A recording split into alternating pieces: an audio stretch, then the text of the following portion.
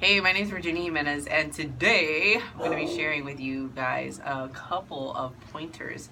I decided, first of all, let me just start off with that I made a decision that I'm going to start video recording as often as possible. If that's once a day for 3 minutes, 4 minutes, then that's what it is.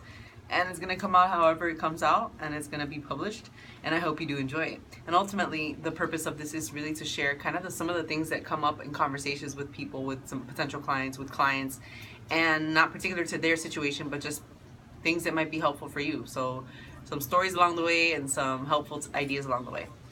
So today's conversation is related to mindset. It's related to kind of shifting away from negative thoughts and embracing more positive ones. And this was inspired by a conversation I had today with a client. And actually, I've had this similar type of conversation with lots of other clients. And I thought, why not talk about it? Even I myself have gone through moments where I've battled with thoughts that haven't been serving me, that just make me feel down and depressed, and thoughts that just kind of take over, and I get caught up in them, and I'm caught up in all the little details of what is going on in my mind and my feelings right now, and not seeing the big picture of things.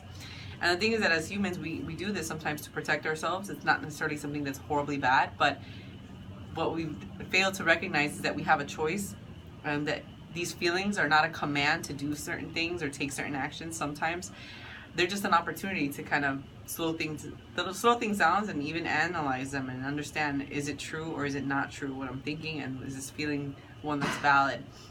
Today with my client I was working with, we talked about this and how, this little part of her that was going on, these feelings that were coming up, I told you, that's not necessarily part of you. That's not who you are. These feelings are just a representation of something else that's going on internally. And sometimes our brain, part of our brain gets really caught up in the emotional part at first and forgets the big picture. So sometimes we gotta put this little part of ourselves in timeout, almost like a separate entity from us. Like, hey, you are being a thorn in my side right now. It's like you're this little gremlin in my mind that I need to put in timeout and set straight, because in the grand scheme of things, these are the truths in life.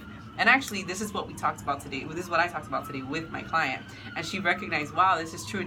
I know these other truths. We uncovered that some of the feelings around it were based on ideas that weren't true, or thoughts that were not true, and they weren't necessarily serving her, but the feelings still come up. It's almost like a response, a habitual response to a thought, an old thought, one that's no longer needed.